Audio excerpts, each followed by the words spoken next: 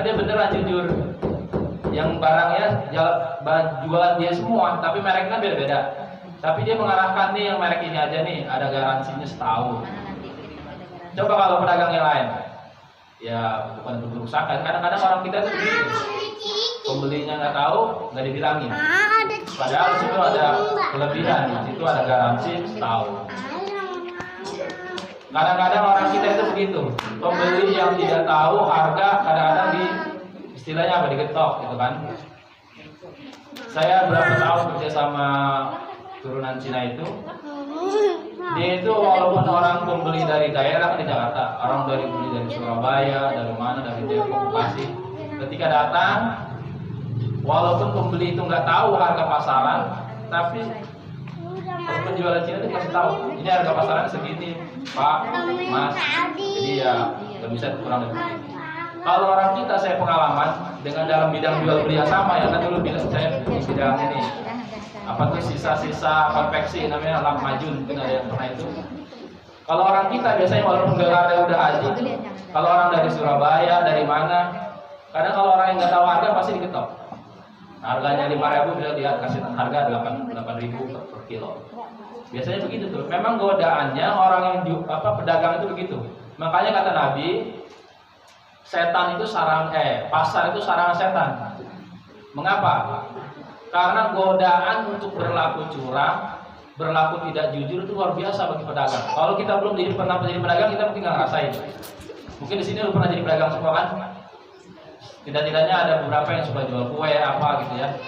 Itu godaan untuk menutupi barang, informasi barang secara lengkap. Misalkan barang ada cacat sedikit, ada reject sedikit, kita nggak kasih tahu, biarin aja biar dilihat gitu. Atau menutupi harga sesungguhnya di pasaran tuh harganya segini. Karena kita kasih tahu. Padahal itu godaannya luar biasa. Padahal ketika berdagang dengan jujur, dengan adil, transparan, kata Nabi, orang yang bertransaksi maka Allah berkahi keduanya. Jadi jual beli yang disertai dengan kejujuran akan diberkahi oleh Allah Subhanahu wa taala. Maka hasilnya pun nanti berkah. Walaupun mungkin untungnya nggak seberapa, tapi dagangnya, kalau istri saya bilang mayem. Ada yang orang Sunda? Saya mungkin cara pengucapan saya salah karena saya bukan orang Sunda. Mayang itu manjang gitu namanya. Walaupun usahanya kecil gitu ya, mungkin untungnya nggak seberapa tapi manjang. Anak bisa sampai kuliah, anak bisa sampai lulus jadi dokter, padahal usahanya kecil gitu ya. Tapi karena jujur, orang yang tidak pernah berdusta dalam dagangnya, tidak banyak bersumpah. Nah ini salah satu etika pedagang itu, jangan banyak-banyak bersumpah dengan nama Allah. Jadi kalian demi Allah dapat ini barang bagus gitu kan. Karena pedagang itu refleks, demi Allah Pak ini barang saya belinya harganya nggak, modal aja belum cukup segitu. Nah ini biasanya refleks. Kata Nabi jangan banyak-banyak mengucapkan sumpah dalam berjual beli. Kalau memang kita jujur orang pasti percaya kok. Nggak pakai ngomong demi Allah orang pasti percaya. Kalau memang kita sudah terkenal dengan kejujuran kita dalam berdagang. Makanya kata Adi Warman Karim, kenal Bu Adi Warman Karim? Namanya sama saya Adi, cuman belakangnya Warman Karim. Yaitu yang penggagas inilah perbankan syariah di Indonesia. Kata dia, dulu itu sebelum Nabi datang ke Madinah sudah ada pasar Yahudi. Pedagangnya rata-rata orang Yahudi. Ketika Islam datang ke sana hijrah bersama Nabi dan para sahabat hijrah ke Madinah, dan pasar itu dimonopoli orang Yahudi. Jadi pasar itu udah dikuasain sama mereka, harga barang apa segala macam mereka yang kuasai. Jadi orang Islam cuma sebagai konsumen saja, mau beli aja. Kata Nabi kita harus punya pasar sendiri.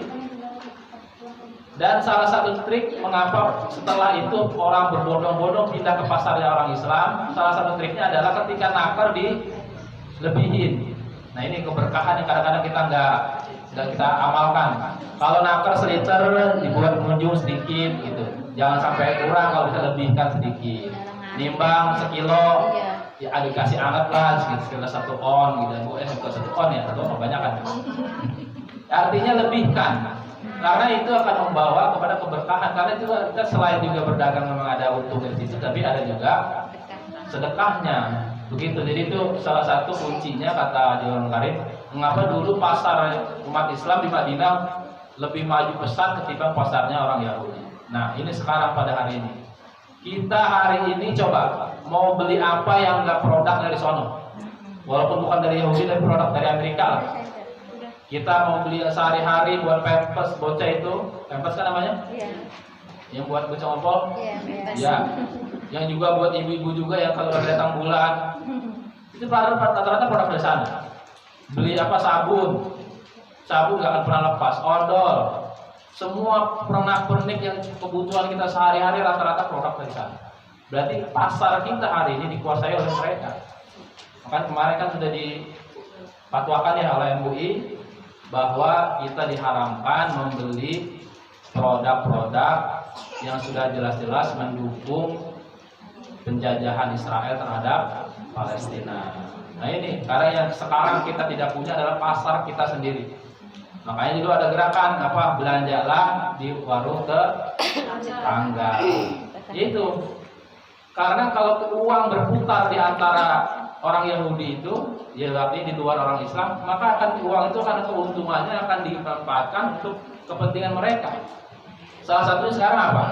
Yaitu menjajah orang Palestina. Dia beli senjatanya, membiayai tentaranya, menggusur tanah-tanah umat Islam dari orang Palestina, menggunakan kekayaan mereka. Kekayaan mereka didapat dari mana? Bisnis mereka yang mendunia. Coba McD aja sekarang. Di Indonesia aja ada berapa ribu cabangnya. Itu baru Indonesia, belum di Malaysia, belum seluruh dunia itu ada McD dulu. Mungkin ada satu negara yang nggak punya mungkin. Tapi